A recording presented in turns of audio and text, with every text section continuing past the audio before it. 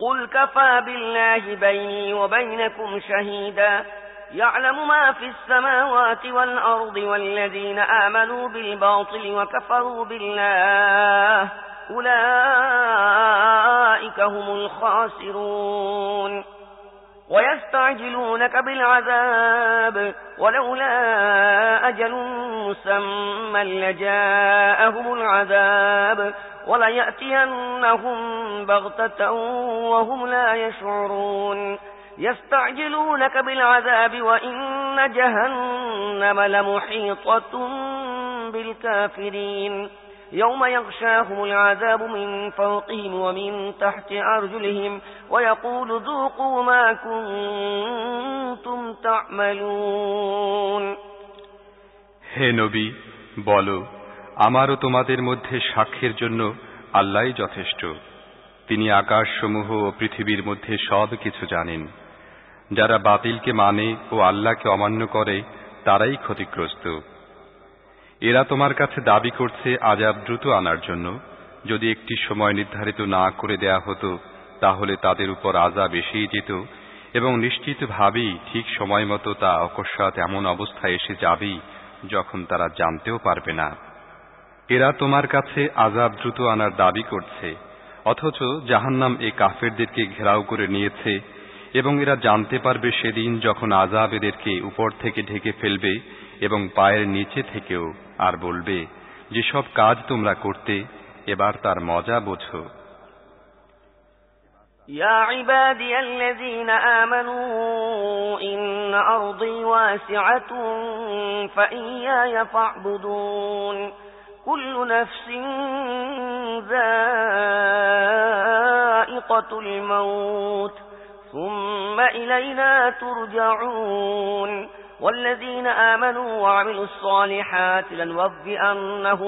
لنبوئنهم من الجنة غرفا تجري من تحتها الأنهار خالدين فيها نعم أجر العاملين الذين صبروا وعلى ربهم يتوكلون وكأين من دابة لا تحمل رزقها الله يرزقها وإياكم وهو السميع العليم হে আমার বান্দারা যারা ঈমান এনেছো আমার জমিন প্রশস্ত কাজেই তোমরা আমারই বন্দেগী করো প্রত্যেক জীবকে মৃত্যুর স্বাদ পেতে হবে তারপর তোমাদের সবাইকে আমার দিকে ফিরিয়ে আনা হবে যারা ঈমান এনেছে এবং যারা সৎ কাজ করেছে তাদেরকে আমি জান্নাতের উঁচু ও উন্নত ইমারতের মধ্যে রাখব যেগুলোর নিচ দিয়ে নদী বয়ে যেতে থাকবে সেখানে তারা থাকবে চিরকাল কতই না উত্তম প্রতিদান কর্মশীলদের জন্য তাদের জন্য যারা সবর করেছে এবং যারা নিজেদের রবের প্রতি আস্থা রাখে কত জীব জানোয়ার আছে যারা নিজেদের জীবিকা বহন করে না আল্লাহই তাদেরকে জীবিকা দেন এবং তোমাদের জীবিকা দাতাও তিনি সব কিছু শোনেন ও জানেন ولئن سألتهم من خلق السماوات والأرض وسخر الشمس والقمر ليقولن الله فأنى يؤفكون الله يبسط الرزق لمن يشاء من عباده ويقدر له إن الله بكل شيء عليم ولئن سألتهم من نزل من السماء ماء فأحيا به الأرض من بعد موتها ليقولن الله قل الحمد لله بل أكثرهم لا يعقلون যদি তুমি তাদেরকে জিজ্ঞেস করো পৃথিবী ও আকাশসমূহ কে সৃষ্টি করেছেন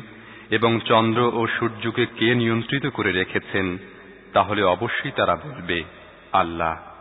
এরপর এরা প্রতারিত হচ্ছে কোন দিক থেকে আল্লাহই তার বান্দাদের মধ্য থেকে যাকে ইচ্ছা রিজিক প্রসারিত করে দেন এবং যাকে ইচ্ছা সংকীর্ণ করে দেন নিশ্চিতভাবে আল্লাহ সব জিনিস জানেন আর যদি তুমি তাদেরকে জিজ্ঞেস করো কে আকাশ থেকে পানি বর্ষণ করেছেন এবং তার সাহায্যে মৃত পতিত ভূমিকে সঞ্জীবিত করেছেন তাহলে তারা অবশ্যই বলবে আল্লাহ বলো সমস্ত প্রশংসা আল্লাহর জন্য কিন্তু অধিকাংশ লোক বোঝে না। وما هذه الحياة الدنيا إلا لهو ولعب وإن الدار الآخرة لهي الحيوان لو كانوا يعلمون فإذا ركبوا في الفلك دعوا الله مخلصين له الدين فلما نجاهم إلى البر إذا هم يشركون ليكفروا بما آتيناهم وليتمتعوا فسوف يعلمون। আর এ দুনিয়ার জীবন একটি খেলা ও মন ভোলানোর সামগ্রী ছাড়া আর কিছুই নয়। আসল জীবনের গৃহ তো হচ্ছে পরকালীন গৃহ। হায়, যদি তারা জানত! যখন তারা নৌযানে আরোহণ করে তখন নিজেদের দিনকে একমাত্র আল্লাহর জন্য নির্ধারিত করে নিয়ে তাঁর কাছে প্রার্থনা করে। তারপর যখন তিনি তাদেরকে উদ্ধার করে স্থলে ভিড়িয়ে দেন তখন সহসা তারা শিরক করতে থাকে, যাতে আল্লাহ প্রদত্ত নাজাতের উপর তাঁর অনুগ্রহ অস্বীকার করতে এবং দুনিয়ার জীবনের মজা ভোগ করতে পারে। বেশ শিগগির তারা জেনে যাবে। أولم يروا أنا جعلنا حرما آمنا ويتخطف الناس من حولهم أفبالباطل يؤمنون وبنعمة الله يكفرون ومن أظلم ممن افترى على الله كذبا أو كذب بالحق لما جاءه أليس في جهنم مثوى للكافرين والذين جاهدوا فينا لنهدينهم سبلنا وإن الله لمع المحسنين। তারা কি দেখে না আমি একটি নিরাপদ হারম বানিয়ে দিয়েছি, অথচ তাদের আশেপাশে লোকদেরকে ছিনিয়ে নিয়ে যাওয়া হয়? এরপরও কি তারা বাতিলকে মেনে নেবে এবং আল্লাহর নিয়ামত অস্বীকার করবে? তার চেয়ে বড় জালেম আর কে হবে যে আল্লাহর প্রতি মিথ্যা আরোপ করে অথবা সত্যকে মিথ্যা বলে যখন তা তার সামনে এসে গেছে? জাহান্নামে কি এ ধরনের কাফেরদের আবাস নয়? যারা আমার জন্য সংগ্রাম সাধনা করবে তাদেরকে আমি আমার পথ দেখাবো, আর অবশ্যই আল্লাহ সৎকর্মশীলদেরই সাথে আছেন।